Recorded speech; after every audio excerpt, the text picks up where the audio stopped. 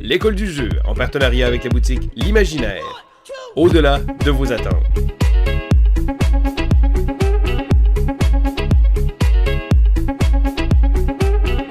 Bonjour et bienvenue à l'école du jeu. Mon nom est Sylvain et on se retrouve pour un autre top 6 annuel. Donc, on est maintenant rendu en 2010. Si jamais vous n'avez pas vu les années précédentes, je vous invite à aller retourner sur la page de la chaîne pour aller voir les divers vidéos que je fais. Donc, en gros, c'est quoi? Bien, je décide de faire mon petit top, je retourne dans le temps, puis je décide de faire un top 6 à travers les années. Donc, on y va comme ça, une semaine à la fois. Et maintenant, on est rendu en 2010. Fidèle à mon habitude, je vais commencer avec des mentions honorables. Donc, c'est des jeux qui, soit n'ont pas fait mon top, ou encore des jeux très populaires ou très bien cotés, duquel que j'ai pas joué, qui aurait peut-être pu faire mon top. On va commencer immédiatement avec un jeu qui m'a toujours pas intimidé, mais le jeu c'est Dominant Species. Dominant Species est un jeu assez long. Puis je pense que c'est la raison pour laquelle que je sais pas, le matériel est assez minimaliste, puis ça me dérange pas. Le look sur la table est pas très impressionnant. Ça me dérange pas. Je pense que c'est plutôt le poids du jeu qui m'a toujours tenu un peu à distance. C'est un jeu très long. Et avec le temps, j'ai toujours un peu de misère avec les jeux longs comme ça. Donc, c'est la raison pour laquelle Dominant Species a pas fait la liste. Sinon, il y a aussi un jeu, celui-là aussi très connu, le jeu 3. Donc, Troyes. Le jeu 3 est un jeu que je n'ai pas joué encore. C'est un jeu euro avec un look très beige. Les gens qui suivent la chaîne vont comprendre le gag. Mais sinon, c'est un jeu qui a de très bonnes critiques. J'ai beaucoup d'amis à moi qui ont joué et qui ont adoré ce jeu-là. Et c'est un jeu que je ne serais pas fermé d'essayer dans le futur. Mais malheureusement, je n'y ai jamais joué. Et le troisième que j'ai choisi pour ma mention, du fait que j'ai pas joué, c'est le jeu Alien Frontier. Alien Frontier est un jeu de placement de dés. Je pense que le thème, le look m'appelle beaucoup. Ça n'a jamais adonné que je joue une partie, mais c'est vraiment un jeu que je cherche activement à vouloir jouer éventuellement. Là, c'est pas un jeu que je refuserais une partie. Mais on va y aller immédiatement avec mon top 6 de mes jeux favoris de 2010. Numéro 6. En 6e position, on retrouve un jeu très léger. Bon, vous allez voir au courant de la liste, je dirais que c'est pas une année très forte en tant que telle. Bon, c'est certain que les goûts sont tous les goûts sont dans la nature, il y en a pour tout le monde, mais moi, personnellement, j'ai trouvé que, bon, c'était pas une année super forte. Donc, on y va avec mon numéro 6, Bazar Bizarre, le jeu Ghost Blitz. Ghost Blitz est un jeu de rapidité. Bon, habituellement, c'est pas le genre de jeu qui me plaît, mais celui-là a une petite touche intéressante.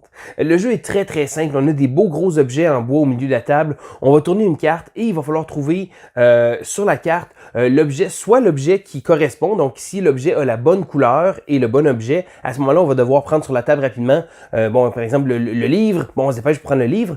Mais sinon, il va falloir trouver l'objet qui n'est pas là. Donc, l'objet qui n'est pas présent ou la couleur qui n'est pas présente et il va falloir se dépêcher d'aller le chercher.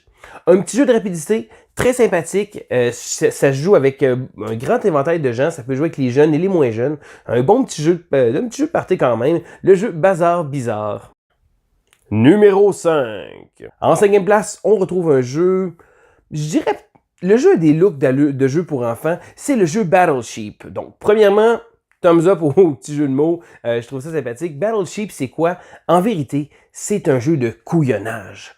Oui, c'est vraiment un jeu de tordu où on va devoir se faire des coups fourrés.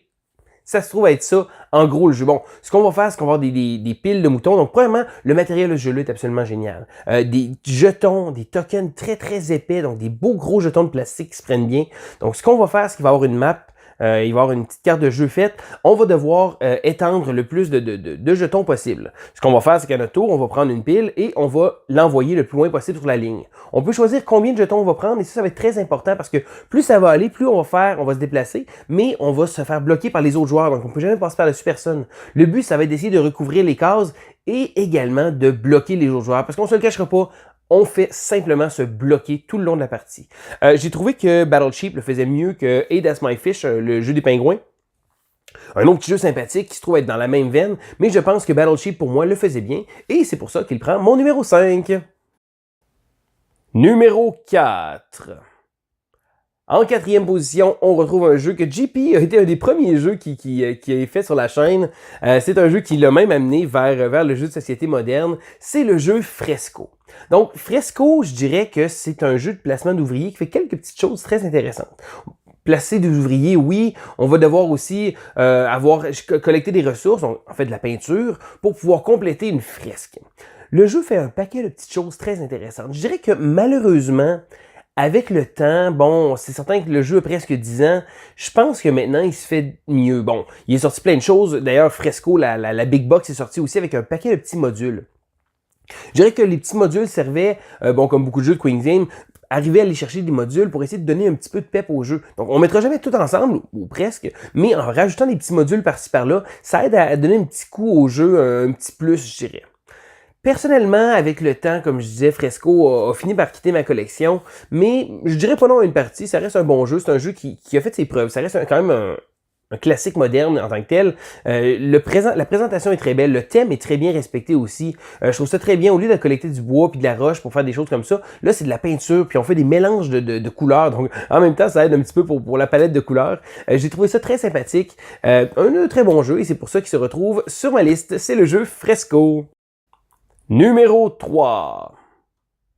En troisième position, on retrouve le jeu Space Hulk Death Angel. Alors, je pense que le jeu est peut-être hors d'impression, malheureusement. Donc, c'est certain que c'est plate un peu quelquefois quand on parle des jeux. Je sais que il a été rare à un certain moment donné. Il y a des gens qui ont vendu des copies à des prix de fou, mais ultimement, bon, le jeu se trouve quand même assez facilement dans le marché de l'usager. C'est un jeu de cartes coopératif, mais je vais être franc avec vous, je pense que j'ai jamais joué en mode coopératif. J'ai toujours joué en solo. Et ça, c'était bien avant que je tombe dans la trappe de Warhammer. Donc maintenant, récemment, je joue beaucoup à Kill Team. Mais je dirais que avant ça, Death Angel est un jeu de cartes qui ne pardonne pas. Donc c'est un jeu très très difficile.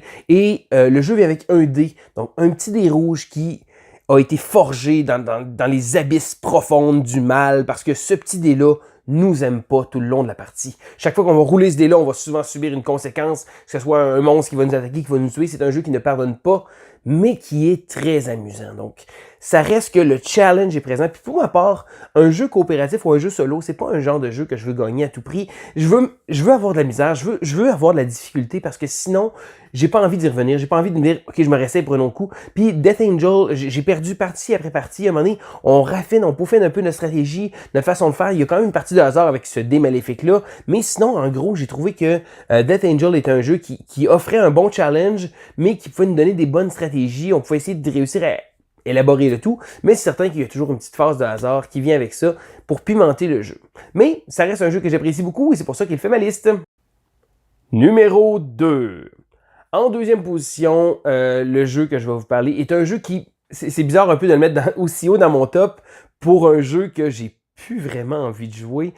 C'est parce que j'y ai joué beaucoup trop, mais je peux reconnaître que c'est un bon jeu. C'est le jeu Seven Wonders. Beaucoup d'entre vous connaissent le jeu. C'est un jeu très populaire. C'est un jeu qui a passé l'épreuve du temps. Il y a eu plusieurs extensions. Le jeu est très, très connu en tant que tel. Je pense que c'est probablement le jeu le plus connu de ma liste. Seven Wonders a plus de preuves à faire en tant que tel.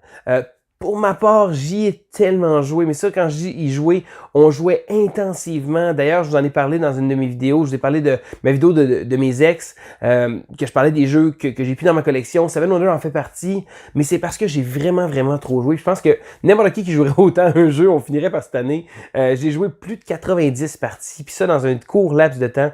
On jouait non-stop, on enlignait les parties, on roulait ça rapidement, on préparait les decks de cartes. On jouait très, très rapidement. Puis je dirais que je pense que j'ai perdu le goût de ce jeu-là, mais je peux dire par exemple que c'est un excellent jeu de draft.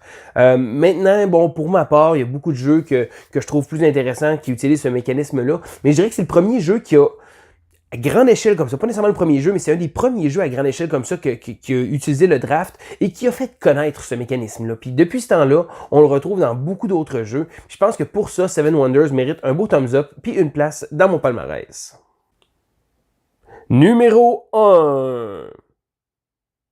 Et qu'est-ce que serait un de mes tops si je n'avais pas un jeu de Uwe Rosenberg dans la liste? Et une autre fois, il se retrouve encore en numéro 1. C'est un jeu, par exemple, qui est beaucoup moins connu. Donc, on est habitué au jeu de placement d'ouvriers de Monsieur Rosenberg, mais cette fois-ci, c'est le jeu Mercator. Mercator, bon, c'est certain, la boîte est complètement affreuse. C'est plus que beige. C'est même plus beige, là. C'est jaune. C'est comme, bah. La boîte nous aligne à rien. Mais c'est quoi? Et ça fait différent un petit peu.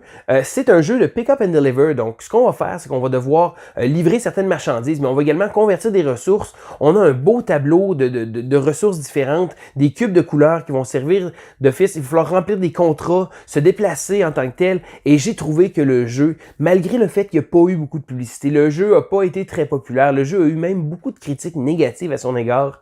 Pour ma part, j'ai joué 4-5 parties de Mercator et j'ai trouvé que c'est un excellent jeu qui fait différent. Parce que, bon, on s'entend là dans mes derniers tops, j'ai parlé d'Agricola, j'ai parlé de Le Havre, il y a plein de jeux comme ça qui sont des très bons jeux de placement d'ouvriers de Uwe Rosenberg, mais cette fois-ci, c'est vraiment un mécanisme un peu différent. C'est certain, le jeu est pas parfait, le jeu plaira pas à tout le monde, ça reste un jeu très très drabe côté visuel, quoique, je tiens à donner un gros thumbs up avec les petits cubes, ils ont tous des petits plats. Donc, des petits plats faits en carton, si on veut, qui sont placés comme ça, en carton rigide. Et ça donne vraiment un beau petit look au jeu. On va les placer sur le plateau de jeu, puis ça rend les petits cubes plus faciles à prendre. Puis ça évite aussi de sortir un paquet de petits sacs Ziploc. Sinon, en gros, comme je dis, Mercator, vraiment un très bon jeu. Comme je dis, le jeu n'a pas eu assez bonne presse, je pense, mais ça reste un jeu que j'apprécie beaucoup et c'est pour ça qu'il se retrouve en numéro 1. Alors, ça fait le tour de mon top de 2010. Je tiens à dire que cette fois-ci, un peu pas déçu, mais je pense que l'année 2010 c'est peut-être pas l'année la plus haute en couleur. La preuve, j'ai dans le numéro 6 et 5, j'ai deux jeux qui sont comme pour enfants, ou des jeux très très légers, qui sont des jeux habituellement qui se retrouveraient peut-être pas dans mon top comme ça. Fait que je dirais que malgré le fait qu'il y a de très bons jeux quand même qui sortent à chaque année, 2010, pour ma part, n'a pas été une année très fructueuse. Mais c'est pas grave parce que je vais continuer mon top des années. Donc dans les prochaines semaines, on va voir mon top de 2011 et on va aller voir si l'année était meilleure que celle-ci. Alors c'était Sylvain pour l'école du jeu et on se dit à la prochaine!